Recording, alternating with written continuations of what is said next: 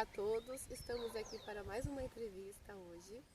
E hoje nós vamos estar entrevistando a Edneia Aparecida Ferreira, que é neta do Tobias Ferreira, que leva o nome da comunidade Tobias Ferreira, no antigo Pitanga. Tudo bem, Edneia? Tudo bem, Mari, e você? Tudo bem. Então, conta-nos um pouco quem foi Tobias Ferreira. Tobias Ferreira foi um dos escravos da fazenda Pitanga, né, meu avô?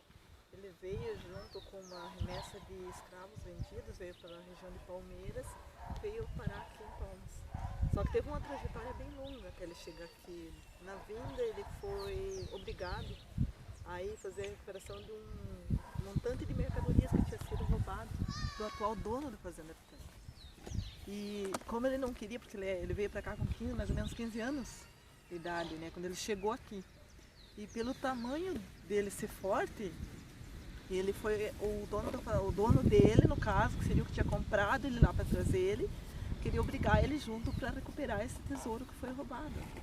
E ele se recusando, eles falaram, colocaram ele no tronco e pregaram a orelha dele no tronco. E daí meu avô não tinha um pedaço da orelha, foi arrancado aqui na fazenda Pitanga, para ser obrigado a ir atrás dessas mercadorias e recuperar. Os índios haviam roubado dele e levado para a região que hoje atual Guarapuava.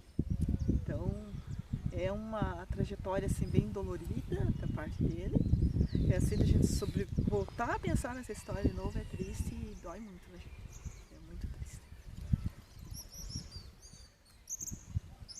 Difícil, né? A gente fica até sem palavras ouvindo isso depois. Você chegou a conhecer ele? Não cheguei a conhecer ele. Fiquei conhecendo ele através das histórias que a minha mãe contava, porque ela tinha mania, apesar dela trabalhar muito para manter a gente, porque daí meu pai faleceu muito cedo, tinha só 45 anos, e ela ficou sozinha, e daí com um monte de filhos para criar. Então, mas assim mesmo, no final de semana, ela fazia a roda de conversa com nós tinha que sentar e ela ia contar as histórias para a gente conhecer ele, saber da história, de onde a gente tinha vindo e para respeitar as origens da gente. E tipo assim, nem foto na fazenda Pitanga era autorizado tirar.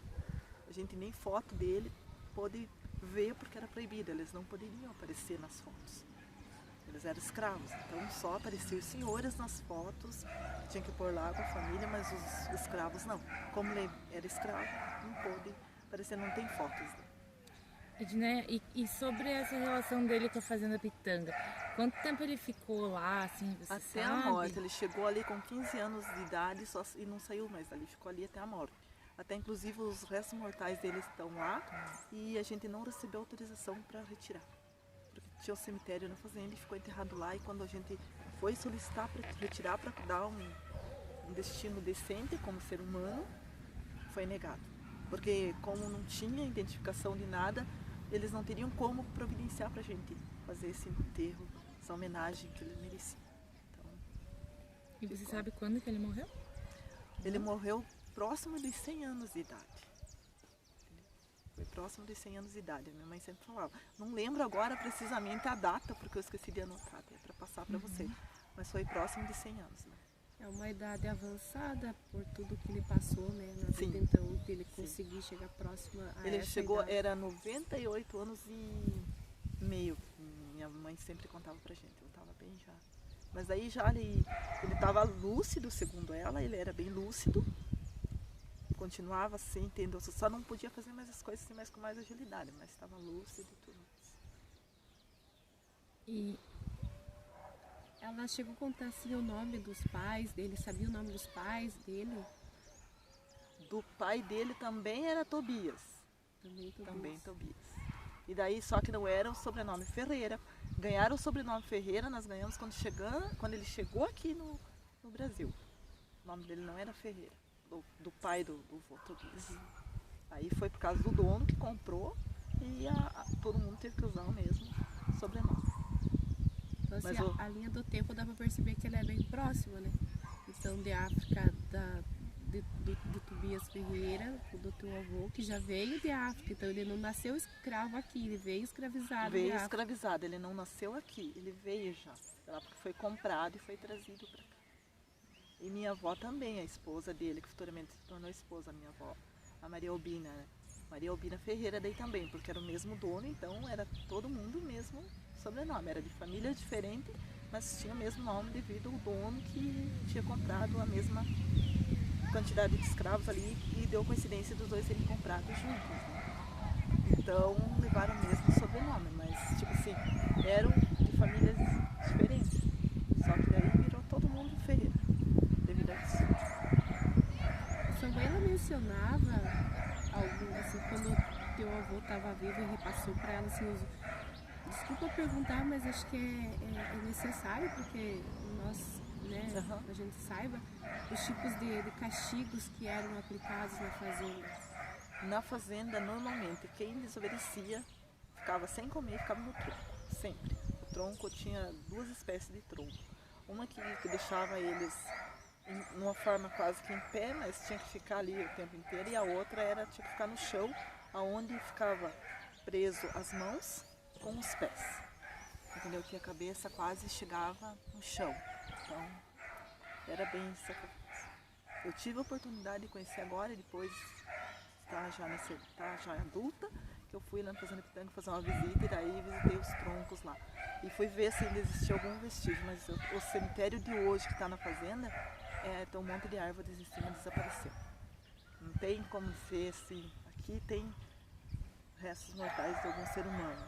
Tipo assim, não tem nada, foi apagado, porque a natureza tomou conta, cresceu árvores em cima, não tem mais nem o cemitério. É possível de resgatar. E a relação de vocês com a família, que na verdade a família Pitanga já não é mais dona da fazenda, né? Sim.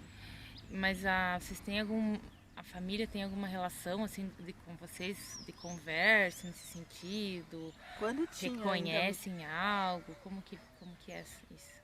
Infelizmente eles não mantêm contato, não tem assim, entendeu? Não passam nada. É aquela história, quanto menos falar, melhor. Vamos manter aqui fechadinho, ninguém pode saber do que acontece realmente aqui.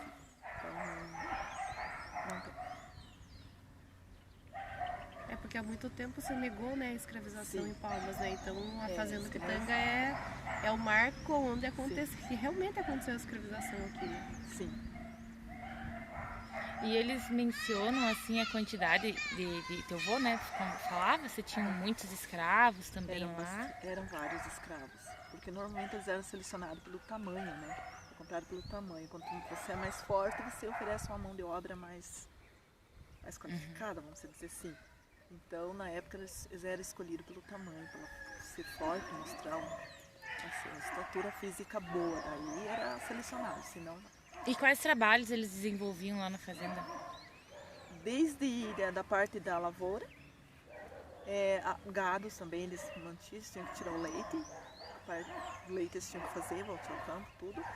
A limpeza da fazenda também, que no caso a minha avó fazia parte da limpeza da casa grande.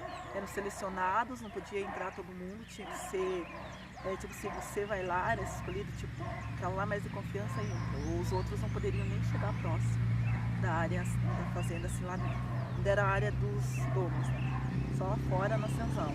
Porque até agora não existe mais lá o local da senzala, que foi na fazenda que eles iam tombar com o patrimônio daqui de Palmas, né? Para contar a história, e eles modificaram para não ser tombada. Tiraram toda a estrutura, eles mudaram, fizeram construções. A parte das taipas, também fizeram as taipas de pedra. A fazenda meu avô ajudou a construir. Ele teve mais um tio meu que também faleceu ali. O outro não voltou, ficou lá. Ele ficou para a região de Guarapuava, quando eles foram resgatar lá esse total que foi roubado do dono da fazenda, que eles tinham roubado. E aí não voltou mais. Mas daí, tipo assim, nessa parte de construção, até nas taipas eles ajudavam, assim, cortar as pedras e montar. E você sabe dizer depois quando virou quilombo ali, né? Quando se constituiu o quilombo ali, claro, na época não tinha esse nome, né? Sim. Como que era a relação porque é bem próximo à fazenda ali, o quilombo do Sim, Tobias, né? é Como bem que era a relação do pessoal que morava no quilombo com a fazenda, assim, você sabe? Tipo assim, não tinha não era muito amigável, tipo assim, era tudo meio, não tinha aquele acesso, não tinha muito acesso à fazenda. A fazenda era mais restrita, entendeu? Era poucos os que moravam lá, porque tinha poucos também moradores, então eram os que moravam ali, que eram mais próximos, iam lá, frequentavam a fazenda, outros já não.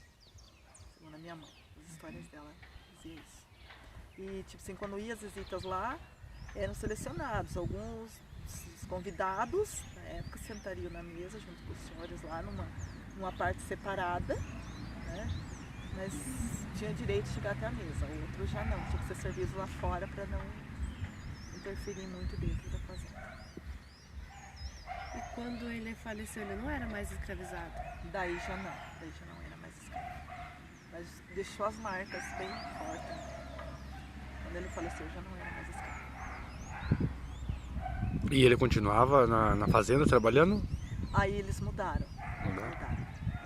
Aí que eles foram pro Aí Quilombo? que vieram mudando fora do Quilombo, né? Um terreno próximo da fazenda lá, que ele foi onde foi se formando o Quilombo. É importante que as pessoas achem que o Quilombo só se formava no regime escravocrata, né? Mas ele continuou se formando depois que acabou, sim. né? Porque as pessoas precisavam do local para ir, né? E E é não tinha interessante muitas pensar assim. condições também para se manter, né? Então tinha que ficar mais próximo, um local que você consegue sobreviver do que você consegue plantar para poder sobreviver, né? Tinha muita alternativa, porque não tinham. Tipo, hoje em dia você sai de um trabalho, você é remunerado, você consegue partir para outro. Na época não tinha esse remunerado. Essa é a questão. Quando ele saiu da fazenda Piton, que deixou a condição de escravizado, quando ele foi para outra parte do Quilombo, constituir, manter ali a sua família, como que ele fazia para manter a família e manter a sua avó? Tipo assim, saiu da fazenda lá, eles tipo assim, meio que ganharam um pedacinho de terra lá, que daí foi obrigado a dar lá na época, assim, pra não, sei lá, uma forma, acho que eles deixaram de abafar, né, muito o que acontecia lá dentro, acredito eu, segundo a mãe. Eles meio que deram, assim, um pedacinho de terra e assim, vocês vão sobreviver aí, a partir deles vão ter que sobreviver. Aí partir do zero, montar tudo em cima ali a partir do zero. Tentar começar do zero, sem nada. Não tiveram assistência nenhuma além da terra? Sem assistência nenhuma. Começar do zero. Até inclusive a mãe sempre conta que muitas vezes o avô falava para ela que muitas vezes deixavam de se alimentar porque às vezes só tinha lá uma canjica para poder comer, então deixava de comer para dar para os filhos porque não tinha como. E quantos filhos eles tinham? O meu avô seu Tobias? Tiveram 4 filhos. E além dessas lembranças, né, tristes, dolorosas, né, que machuca até hoje, né? Sim. O que a tua mãe contava, assim, de, sei lá, de algo que alegrava eles, né, algo que... Os momentos felizes que eles tinham em família, né? Os momentos que era. Uma história que a mãe sempre contou para nós foi quando um dos momentos felizes assim que seria no momento que eles tinham o direito de ficar lá na senzala e podiam cantar, porque não podia fazer muito barulho, tinha que ser quando era autorizado dentro da senzala para eles cantarem. E daí tinha a hora deles cantarem e dançarem, e daí é onde eles praticavam a capoeira, entendeu? Só nesse momento. E a capoeira é bem forte lá na comunidade Tobias, né? Até hoje tem muita gente que pratica capoeira. Então era muito pouco, porque segundo a minha mãe, diz que eles sentiam muito dor, porque como eles eram grandes, da parte do meu avô, todo mundo era bem alto, e a estrutura era muito baixa. Né? Então daí para acalmar um pouco a dor, para se movimentar, tinha a dança lá para meio que um exercício, na verdade, para não doer tanto do que trabalhar o dia inteiro. Aí chegar à noite, você ficar ali naquela posição ali que não pode se soltar um pouco, tem que exercitar de alguma forma. Então eles usavam a dança e cantavam para aliviar. Meu Deus, como é difícil a gente ouvir isso, né? Sim. De saber que foi a nossa família, a tua passou. Que passou por isso, entendeu? Todos os nossos a gente ancestrais ouve, passaram né? por A isso. gente ouve e não tem. O sentimento toma conta, né? Porque a gente chama sentimento de banto, mas parece que você sente em você isso. Então,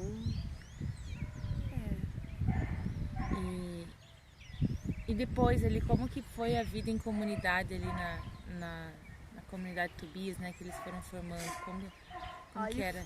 Tipo assim, foi se reunindo, né? Ou que ia conseguindo tipo assim, construir um pouquinho mais e ajudando o outro. Um ajudava o outro, tipo, dividiam tudo. Porque não tem como só manter, o outro tá precisando de alguma coisa, eu vou lá dividir. Não era uma divisão de tudo, ninguém era assim, eu tenho pra mim, deixa lá, era dividido. Eu construí, tipo, eu plantei lá uma horta lá, eu tenho alguma coisa, o meu vizinho lá não tem, então eu vou passar pra ele pra ajudar também. era tudo feito A de visão. coletividade Sim. sempre, né? Sim. Eu acho que você já compartilhou com nós muita coisa. Muito profundo, né, os teus relatos.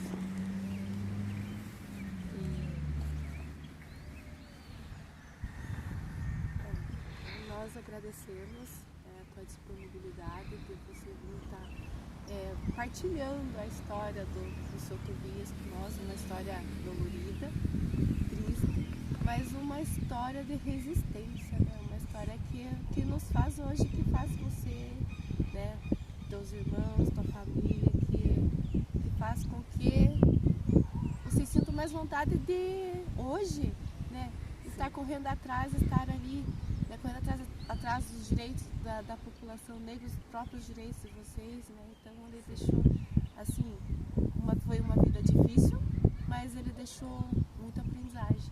Acredito que ele deve ter passado tudo isso para sua mãe, seus tios, e eles com certeza passaram para as demais pessoas. Então, nosso muito obrigada por você ter partilhado um pouco. Eu que agradeço a oportunidade de poder falar um pouco sobre essa história, né? Porque é sempre uma forma da gente compartilhar para as pessoas terem noção do que foi vivido lá atrás. Agora a gente só tem não desistir nunca, continuar insistindo. Minha mãe sempre dizia, quando vocês nunca esqueçam a cor que vocês têm, use sempre ela. E outra coisa, vocês sabem que para se carregar a cor negra aqui, hoje em dia, tem que se provar todos os dias que você sai de casa, que você é capaz, todos os dias tem que provar.